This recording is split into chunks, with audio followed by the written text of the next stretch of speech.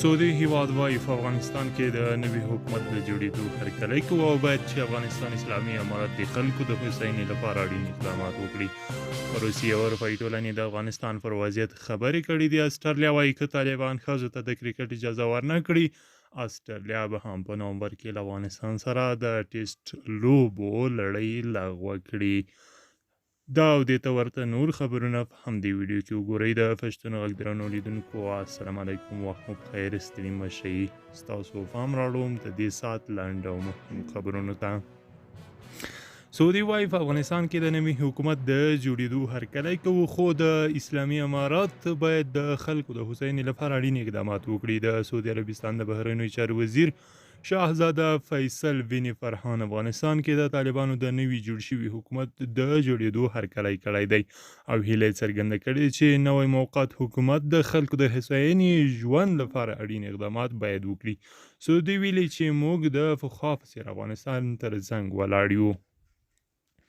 روسیه او اروپایي ټولنې د افغانستان پر وضعیت خبرې کړي دي. د راپورونو له مخې د اروپایي اتحادیې د شورا رئیس چارلز میشل د روسیې له ولسمشر ولادیمیر پوتین سره د افغانستان په اړه ټلیفوني خبرې کړي دي. د کراملین په اعلامیه کې راغلي دي چې په دې مکالمه کې په افغانستان کې پر روان وضعیت، د ترهګرو ګواښونه، احتمالي خطرونه او راتلونکي وضعیت خبرې شوې دي. سرچینه وایي د دواړو لورو ټینګار کړی چې په افغانستان کې به د یو پیاوړي نظام د جوړولو لپاره هڅه کوي او په دې تړاو له هر ډول بین الافغاني خبرو ملاتړ کوي.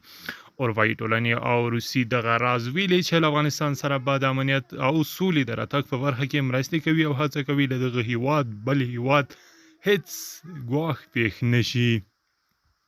او په یو بل سپورتي خبر کې به اورئ چې استرالیا وایي که طالبان ښځو ته د کرکټ اجازه ورنه کړي، استرالیا به هم په نومبر کې له افغانستان سره د ټیسټ لوبو لړۍ لغوه کړي.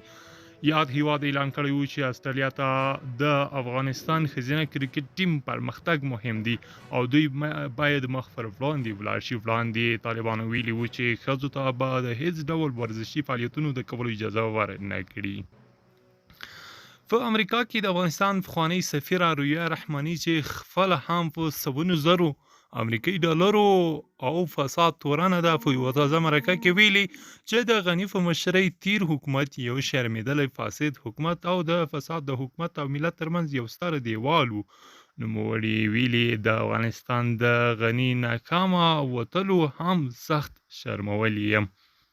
نن د سنبولي 18مه د احمدشاه مسعود د وژل کېدو له 20مې کلیزې سره برابره ده.